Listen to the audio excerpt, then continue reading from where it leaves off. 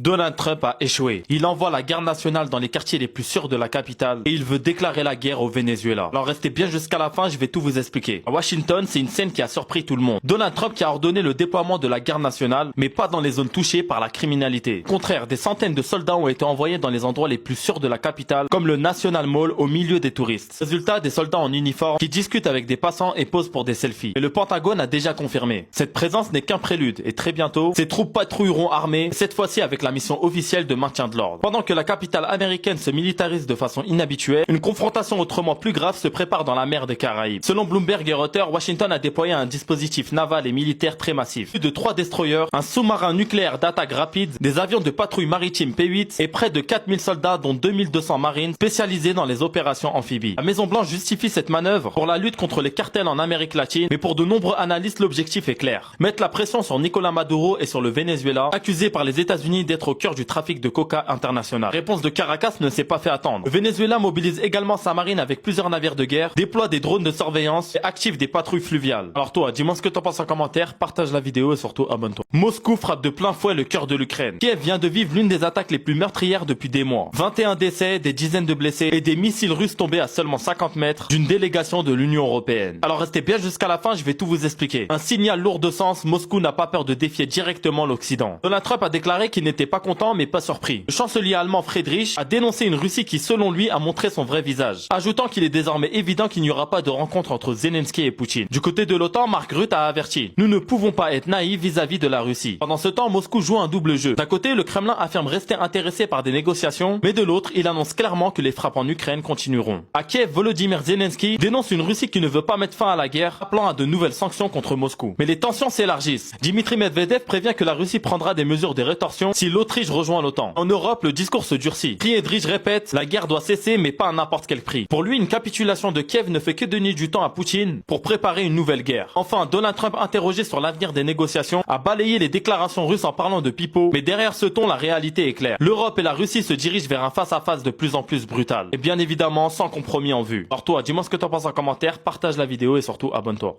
La tension entre l'Iran et l'entité atteint un point de non-retour. L'Union européenne qui menace l'Iran avec la reprise des sanctions et l'Iran qui vient de déployer son nouveau missile hypersonique surnommé l'Apocalypse. Alors restez bien jusqu'à la fin, je vais tout vous expliquer. Selon la chaîne israélienne 13, Téhéran a testé et déployé son nouveau missile hypersonique surnommé l'Apocalypse. Capable de déjouer la plupart des systèmes de défense, ce missile représente un basculement stratégique. Et le Mossad qui alerte. Près de 600 puits souterrains de lancement de missiles auraient été activés à travers l'Iran, un arsenal caché prêt à frapper à tout moment. L'erreur est énorme. Le Mossad a affirmé récemment que l'Iran n'avait plus qu'un mois de missiles, mais la réalité est tout autre. L'Iran sature son territoire de nouvelle artillerie. Khamenei, guide suprême iranien, envoie un message clair: l'Iran n'obéira pas à Trump. Ceux qui demandent des négociations directes avec l'Amérique sont superficiels. Côté israélien, Channel 11 révèle les cibles envisagées si Tel Aviv devrait frapper en premier. Premièrement, les installations nucléaires iraniennes, les bases militaires de l'Iran, les complexes de missiles iraniens, les usines d'artillerie, bien évidemment les défenses aériennes, et le siège du corps des gardiens de la révolution. Téhéran riposte immédiatement par la voix de leur général: si l'ennemi envahit, nos forces répondront avec une puissance maximale. Nous sommes prêts à mettre fin à l'entité en 48 heures. Et Netanya lui-même confirme la gravité. L'Iran préparerait des missiles intercontinentaux capables de transporter des ogives nucléaires et jusqu'aux États-Unis. Toi, dis-moi ce que t'en penses en commentaire, partage la vidéo et surtout abonne-toi. Un avertissement glaçant vient d'être lancé par les forces armées yéménites. Si l'Arabie Saoudite ose célébrer son anniversaire au cœur de son territoire, alors nous sommes prêts à frapper sans hésitation. Restez bien jusqu'à la fin, je vais tout vous expliquer. Un message lourd de menaces rappelant immédiatement un précédent, celui de l'attaque massive contre la ville industrielle de Yanbu, où les outils avaient visé des sites stratégiques et sensibles, démontrant leur capacité à paralyser une puissance régionale en un seul tir coordonné. Mais la menace dépasse désormais les frontières saoudiennes. Selon des sources israéliennes, Tel Aviv est dans une situation de plus en plus critique. La chaîne israélienne 12 rapporte que les responsables militaires redoutent une riposte yéménite d'un nouveau genre. L'utilisation de missiles jamais vus auparavant, plus sophistiqués, plus destructeurs et quasi impossible à intercepter. Preuve de cette évolution. Mai 2025, lors d'une offensive yéménite, les deux systèmes de défense les plus avancés au monde ont échoué. Le système américain THAAD et le système israélien Arrow ont été incapables d'arrêter un nouveau missile balistique yéménite. Résultat, l'engin a franchi toutes les couches de défense, mettant à nu la vulnérabilité de l'alliance américo-israélienne face à la technologie yéménite. L'analyste Ali Dafer confirme: l'entité n'a jamais affronté un tel niveau technologique. Leur capacité à obliger les outils d'arrêter leur frappe est aujourd'hui extrêmement limité. En clair, Riyad pourrait être frappé en plein cœur et Tel Aviv reconnaît que ses défenses ne suffisent plus. L'entité bombarde violemment la capitale du Yémen et les outils annoncent une riposte dévastatrice. Alors restez bien jusqu'à la fin, je vais tout vous expliquer. L'armée israélienne a mené une série de frappes aériennes massives contre Sanaa, qui est bien évidemment la capitale du Yémen, dans une opération baptisée Oasis de justice. Selon les services officiels, les raids israéliens ont visé des infrastructures militaires stratégiques identifiées par les services de renseignement. Un complexe militaire incluant le palais présidentiel, les centrales électriques d'Assar et de Hayz, accusées d'alimenter l'appareil militaire Houthi, ainsi qu'un dépôt de carburant stratégique présenté comme utilisé à des fins militaires. Le bilan provisoire communiqué par les Houthis fait état d'au moins 2 décès et 5 blessés civils. Mais ce qui inquiète le plus, ce sont les répercussions régionales de cette attaque. Les Houthis d'Ansar Allah affirment que leurs défenses aériennes ont réussi à intercepter une partie des frappes. Leur propagande martèle, cette attaque n'affaiblira pas leur capacité de riposte. Le message du commandement Houthi est sans ambiguïté. Tel Aviv, nous arrivons avec des essaïms de missiles et de drones. Attendez.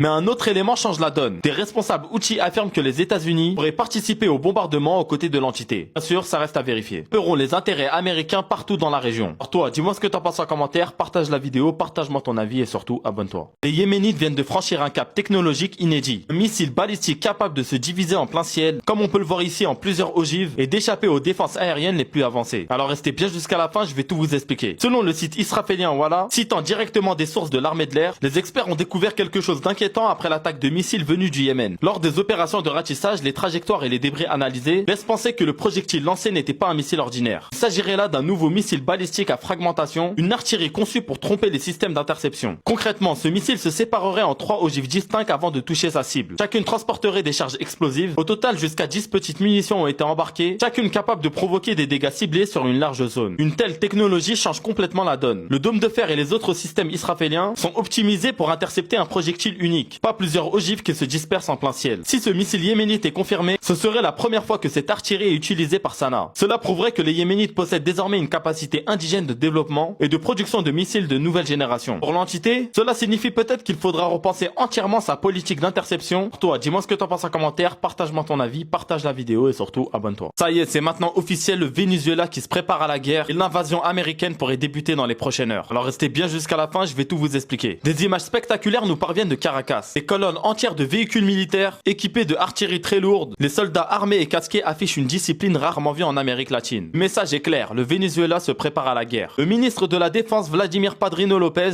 défiait directement les États-Unis dans un discours enflammé. Peuple vénézuélien, l'heure est venue de défendre la patrie. Envahir le Venezuela? Qu'ils essaient, la victoire nous attend. L'unité nationale est notre force et l'impérialisme sera vaincu. Des paroles lourdes de sens alors que Washington a renforcé sa présence militaire dans la région. Selon des rapports, des véhicules blindés américains ont été repérés dans la région de la Guarajira en Colombie, juste à la frontière du Venezuela. Une manœuvre qui pourrait préparer un encerclement stratégique du Venezuela. Ce déploiement a immédiatement déclenché une réaction de Caracas. Mobilisation générale des forces armées, des milices populaires, que Maduro estime à plus de 4,5 millions de combattants prêts à défendre le territoire. L'image de cette mobilisation rappelle celle vue en Chine avec des files interminables de soldats en uniforme alignés avec une discipline millimétrée. Alors toi, dis-moi ce que t'en penses en commentaire, partage la vidéo et surtout abonne-toi.